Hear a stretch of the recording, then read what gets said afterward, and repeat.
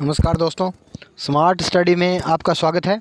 आज कुछ important question जो एग्ज़ाम के अंदर है वो ज़्यादा बार पूछे जाते हैं, ठीक है। और बहुत इजी क्वेश्चन है जो एग्ज़ाम के अंदर हमारे गलत हो जाते हैं। ऐसे कुछ क्वेश्चन है वो मैं आपके साथ है वो लेके आया हूँ। तो जितने विद्यार्थी हैं वो जल्दी से लाइव आ जाइए ताकि अपन है वो सेशन को स्टार्ट कर सकें, ठीक है। सभी विद्यार्थी है वो लाइव जुड़ जाइए ताकि अपन है वो सेशन को स्टार्ट कर रहे हैं, ठीक है। देखिए, सबसे पहला क्वेश्चन आपके सामने है कि पानी में नमक मिलाने से इसका होता है, बताइए भाई, जल्दी से जवाब दीजिए। पानी में नमक मिलाने से इसका क्या होता है बताइए। क्वथनांक बढ़ता है, जमाव बिंदु बढ़ता है, क्वथनांक घटता है या क्वथनांक में कोई परिवर्तन नहीं होता। दीजिए जल्दी से जवाब। पानी में नमक मिलाने से क्या होता है, ठीक है। तो दीजिए, इसका जवाब दीजिए आप, ठीक है। तो अपन जानते हैं कि पानी में यदि नमक मिलाते हैं तो इसका जो क्वथनांक होता है, वो तो क्या करता है, बढ़ता है, ठीक है। और हिमांक जो होता है वो क्या करता है, घटता है, ठीक है। पानी में यदि नमक मिलाते हैं तो क्वथनांक तो बढ़ता है और हिमांक क्या करता है, घटता है, ठीक है। तो आपको ये क्वेश्चन है वो याद रखना है, ठीक है। चलिए भाई, अगले क्वेश्चन का आप जवाब दीजिए। सोने का रासायनिक सूत्र क्या होता है? दीजिए, इसका जवाब तो आप सभी दे दीजिए। सोने का रासायनिक सूत्र क्या होता है? FeAgAu, ठीक है। अपने को पता है कि सोने का परमाणु क्रमांक होता है 79, ठीक है। सोना सबसे कम सक्रिय धातु होता है, ठीक है।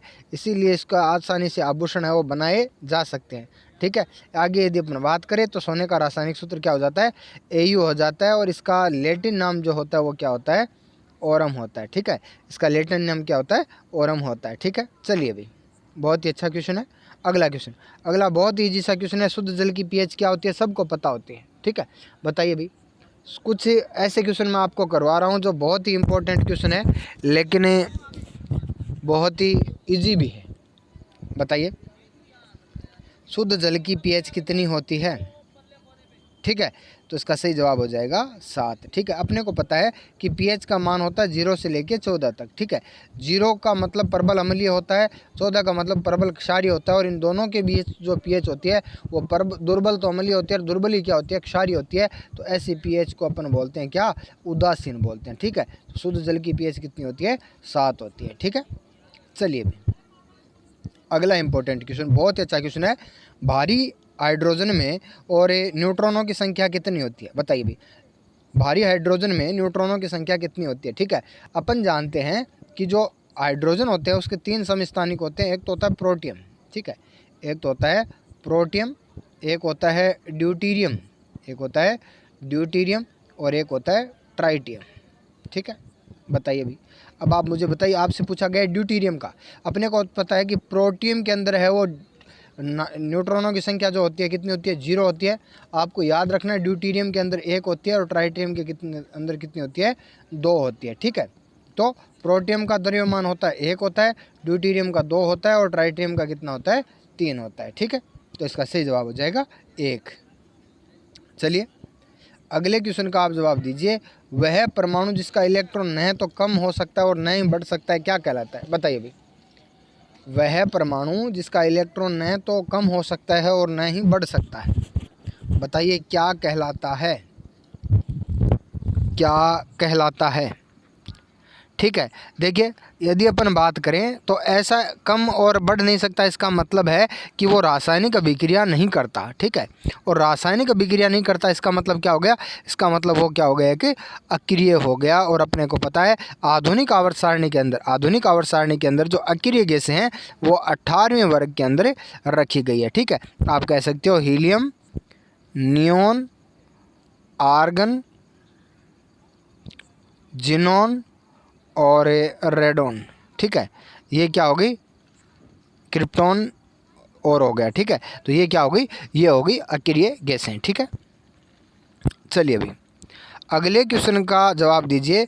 वे तत्व जो आवर्त सारणी के दाईं तरफ पाए जाते हैं उन्हें क्या कहते हैं, बताइए भाई। वे तत्व जो आवर्त सारणी के दाईं तरफ पाए जाते हैं उन्हें क्या कहते हैं, धातु, अधातु, संक्रमण तत्व या फिर उपधातु। दीजिए जवाब, ठीक है। दीजिए जल्दी से जवाब। देखिए, अपने को पता है कि आधुनिक आवर्त सारणी में बाईं साइड में होती है धातु, ठीक है। तो दाईं साइड में क्या होती है, दाईं साइड में होती है अधातु।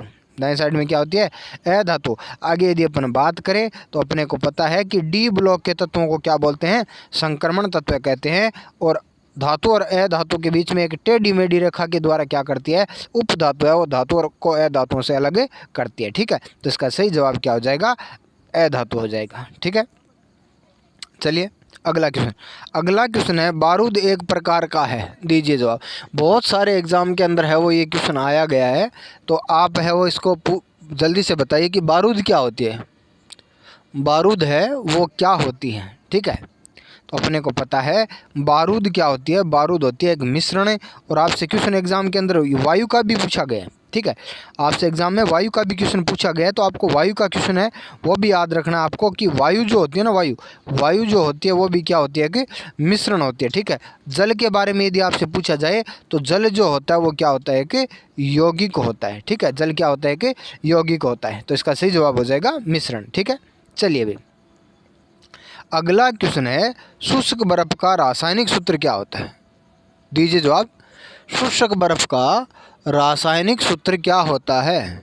ठीक है, तो अपने को पता है शुष्क बर्फ को हम कहते हैं कार्बन डाइऑक्साइड। क्यों, क्योंकि ये द्रव अवस्था में नहीं पाई जाती, ये सीधी ठोस अवस्था में, ठोस कार्बन डाइऑक्साइड को हम क्या कहते हैं, शुष्क बर्फ कहते हैं। ठीक है, ये ठोस अवस्था से सीधी किस में आ जाती है, गैसीय अवस्था में आ जाती है। ठीक है, इसलिए इसको क्या बोलते हैं, शुष्क बर्फ कहते हैं। ठीक है, तो इसका सही जवाब हो जाएगा कार्बन डाइऑक्साइड। ठीक है, चलिए भाई अगला क्वेश्चन है, समस्थानिक परमाणुओं में एक समान होते हैं, बताइए क्या होते हैं। जो समस्थानिक परमाणु होते हैं उनके अंदर एक समान क्या होता है, परमाणु भार, न्यूट्रॉनों की संख्या, द्रव्यमान संख्या और परमाणु क्रमांक। दीजिए जवाब। समस्थानिक का मतलब ये हो गया कि स्थान क्या होता है, समान होता है। ठीक है, समस्थानिक का मतलब हो गया कि स्थान है वो क्या होते हैं, समान होते हैं। और स्थान समान है इसका मतलब परमाणु क्रमांक क्या होते हैं, समान होते हैं। ठीक है, अपने को पता है समस्थानिक के अंदर परमाणु क्रमांक समान होते हैं, द्रव्यमान संख्या अलग अलग होती है। ठीक है, तो इसका सही जवाब हो जाएगा परमाणु क्रमांक। चलिए अगला क्वेश्चन आपसे ये पूछा गया है कि यदि जिंक को कॉपर सल्फेट के घोल में रखा जाए तो कॉपर सल्फेट का रंग कैसा हो जाएगा। ठीक है, एक ये भी क्वेश्चन है। एक क्वेश्चन एनसीईआरटी का ये भी है कि यदि लोहे की कील को कॉपर सल्फेट के विलयन में रखा जाए तो उसके ऊपर क्या प्रभाव पड़ेगा। तो उसका तो जवाब मैं आपको दे दूं कि वो तो क्या हो जाएगी, भूरी हो जाती है। ठीक है, अब आप इसका जवाब दीजिए कि यदि जिंक को कॉपर सल्फेट के विलयन में रखा जाए तो कॉपर सल्फेट का रंग है वो कैसा हो जाएगा। कॉपर सल्फेट का रंग है वो कैसा हो जाएगा। ठीक है, तो इसका सही जवाब हो जाएगा हरा। ठीक है, इसका सही जवाब क्या हो जाएगा, हरा हो जाएगा। ठीक है, चलिए अगला क्वेश्चन है, सूर्य की रोशनी से शरीर को कौन सा विटामिन प्राप्त होता है। दीजिए जवाब। सूर्य की रोशनी से शरीर को कौन सा विटामिन प्राप्त होता है। ठीक है, तो यदि अपन बात करें तो अपने को पता है कि हमारे शरीर में दो विटामिन बनते हैं, एक तो विटामिन के बनता है और एक विटामिन डी बनता है। ठीक है, विटामिन के जो है वो हमारे शरीर के अंदर, विटामिन के जो है वो हमारे शरीर के अंदर बड़ी आंत का जो कोलन भाग होता है उसके अंदर बनता है। और विटामिन डी जो होता है वो त्वचा के द्वारा संश्लेषित होता है, तो इसका सही जवाब हो जाएगा विटामिन डी। ठीक है, इसका सही जवाब क्या हो जाएगा, विटामिन डी हो जाएगा। ठीक है, चलिए अगले क्वेश्चन का आप जवाब दीजिए, GSLV का क्या मतलब होता है। देखिए बहुत ही अच्छा क्वेश्चन है, सबसे ज़्यादा बार ये क्वेश्चन एग्जाम के अंदर आता है, तो आप इसका जवाब दीजिए कि GSLV का पूरा नाम क्या होता है। दीजिए जवाब। GSLV का पूरा नाम क्या होता है,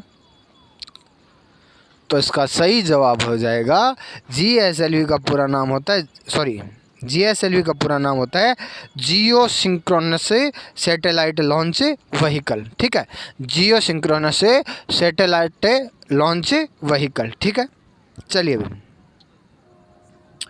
अगला क्वेश्चन है, कौन सा रक्त समूह सार्वभौमिक रक्त दाता होता है, बताइए भाई।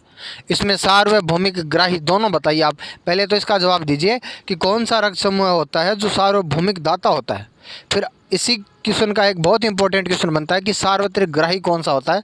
दीजिए जवाब। ये बहुत अच्छे क्वेश्चन है, बार बार रिपीट होने वाले क्वेश्चन है। ठीक है, तो इसका सही जवाब हो जाएगा ओ, और आपने जवाब दिया है ए बी जो होता है वो सार्वत्रिक ग्राही होता है। ठीक है, चलिए अभी अगला क्वेश्चन है, निम्न में से किस उत्प्रेरक की उपस्थिति में प्रकाश संश्लेषण होता है? निम्न में से किस उत्प्रेरक की उपस्थिति में प्रकाश संश्लेषण होता है? प्रकाश संश्लेषण होता है।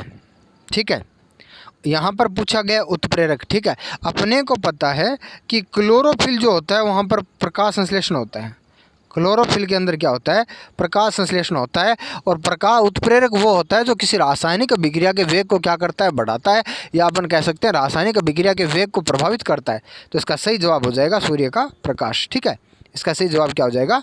सूर्य का प्रकाश हो जाएगा। ठीक है, चलिए आगे अगला क्वेश्चन। अगला क्वेश्चन है, निम्न में से सदिश राशि है? दीजिए जवाब भी। इसका तो जवाब आप सभी दे दो। निम्न में से कौन सी राशि है वो सदिश राशि है? ठीक है, कौन सी राशि है वो सदिश राशि है? ये कुछ चयनित क्वेश्चन है जिन्हें एग्जाम में बार बार पूछा जाता है। तो ये ऐसे क्वेश्चन मैं आपसे आज है वो पूछ रहा हूँ।